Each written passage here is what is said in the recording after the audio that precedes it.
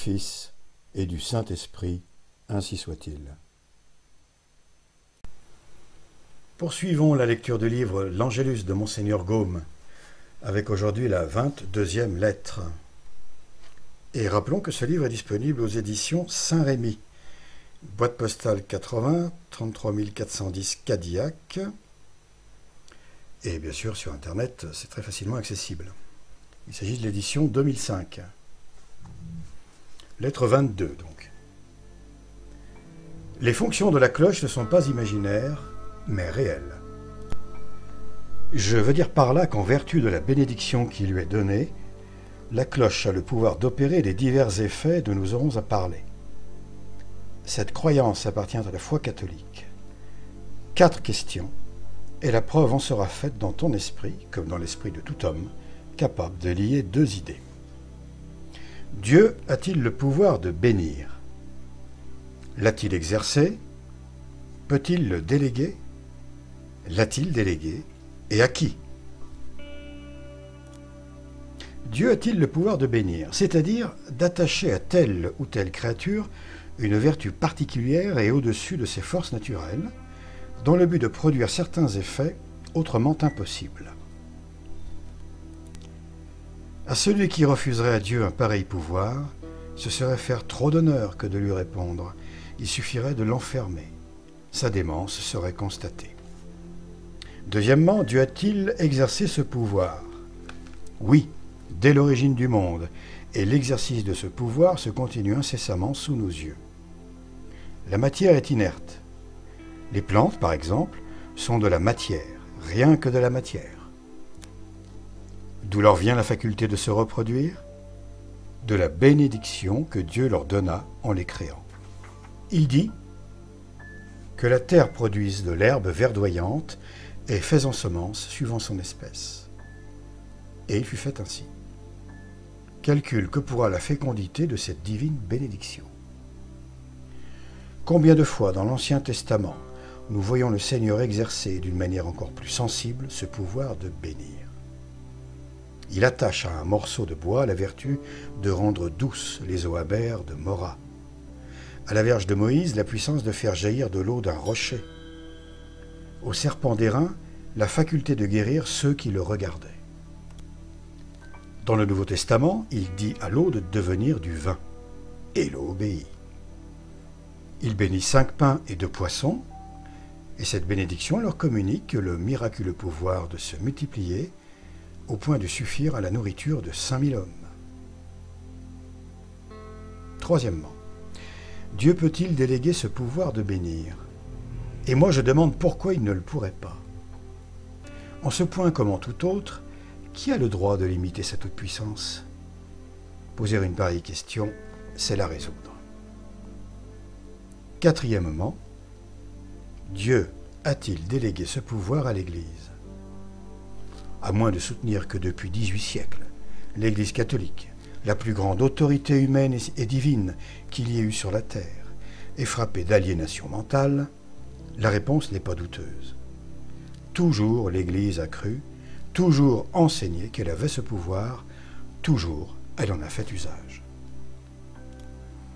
Le Fils de Dieu n'avait-il pas promis à ses apôtres de bénir leur voix, leurs mains, leur ombre même, au point de faire produire à ces différentes choses purement naturelles des effets surnaturels, comme la guérison des malades et la résurrection des morts? Des miracles nombreux, éclatants, n'ont-ils pas prouvé la réalité de cette bénédiction?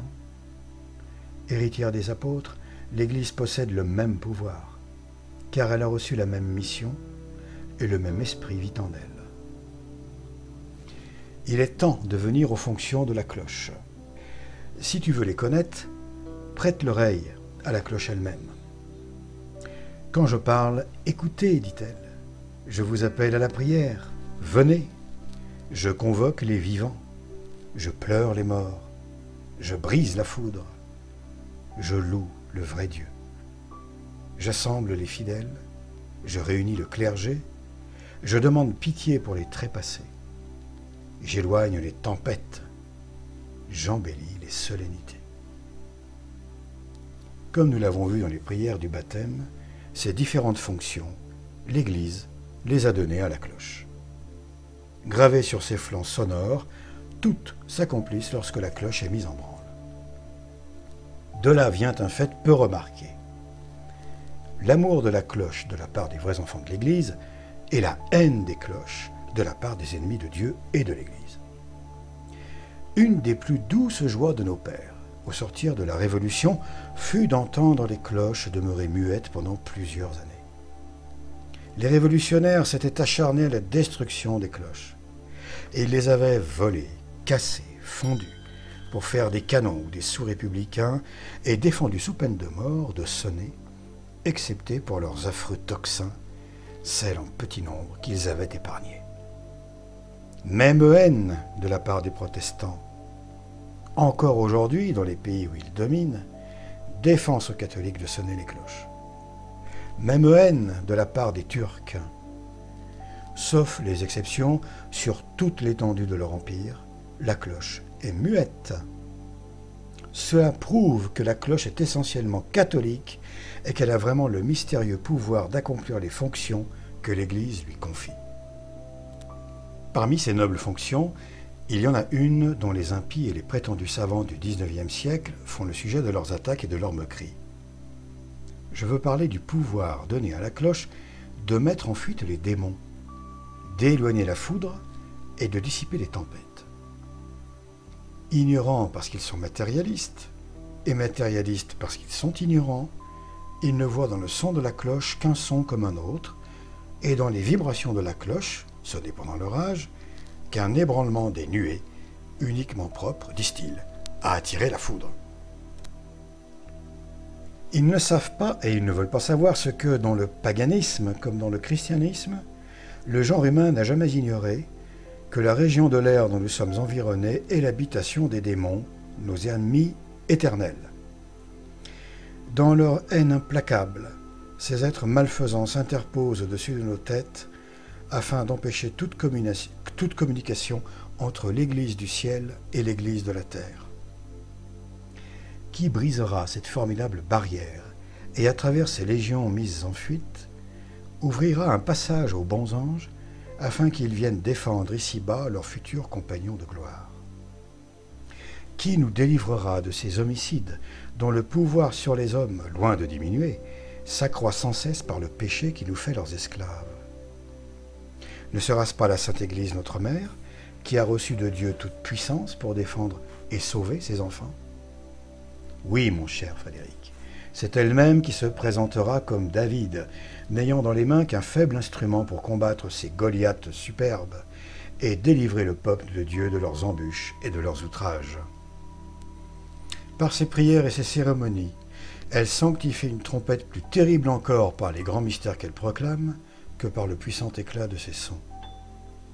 Au signal de l'intervention du Dieu des armées et des tempêtes, en faveur des hommes, l'épouvante s'empare de ces indignes usurpateurs qui se hâtent de prendre la fuite.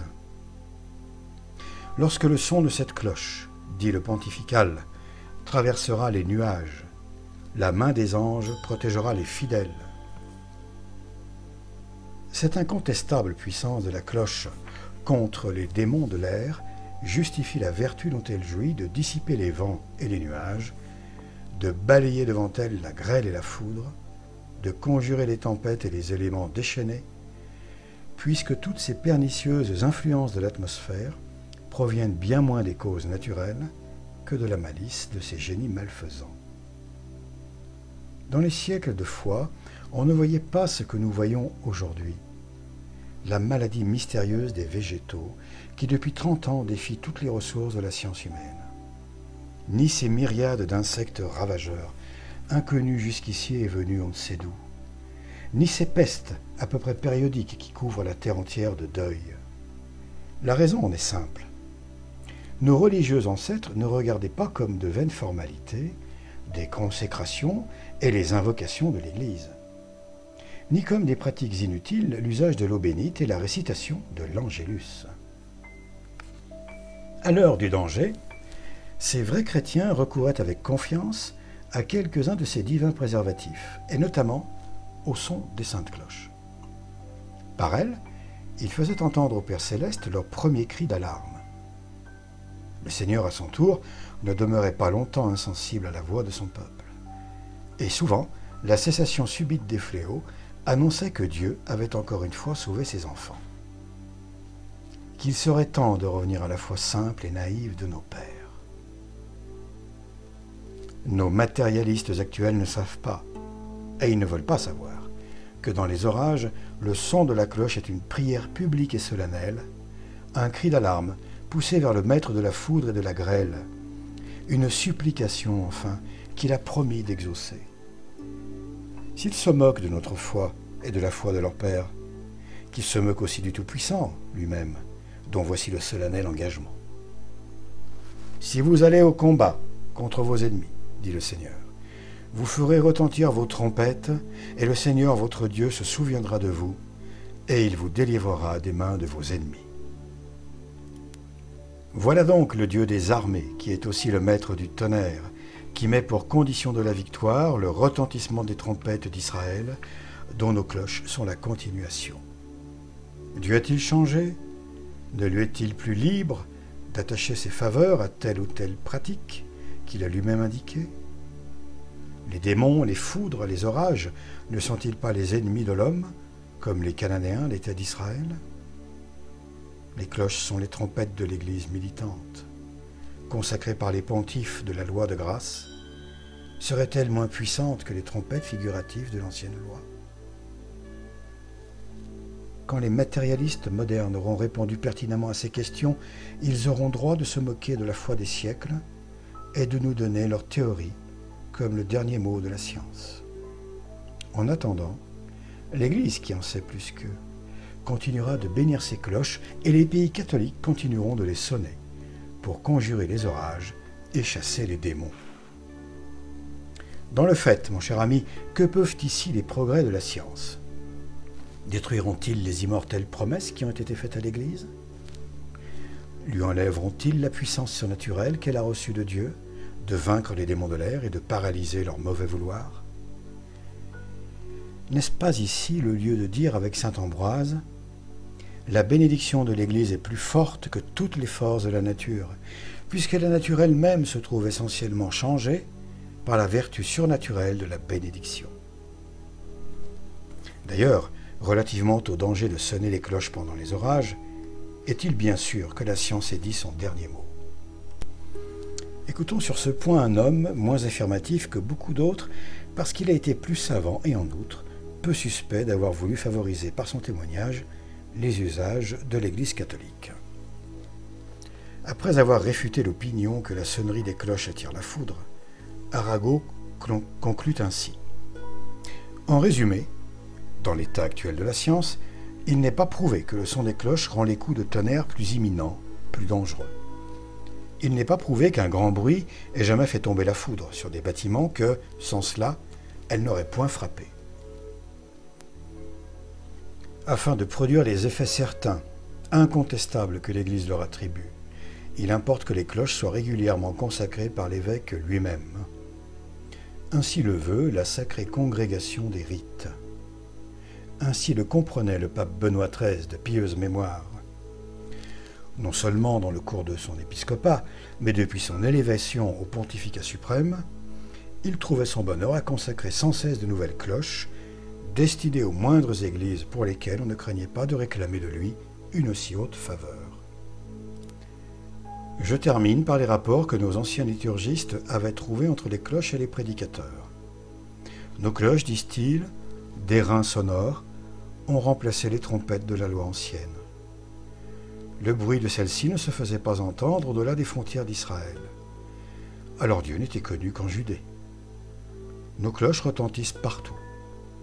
Depuis l'Évangile, Dieu est connu dans toute l'étendue de la terre. Nos cloches sont plus solides et plus durables que les trompettes d'Israël. La loi nouvelle est mieux fondée et doit durer plus longtemps que la loi de Moïse.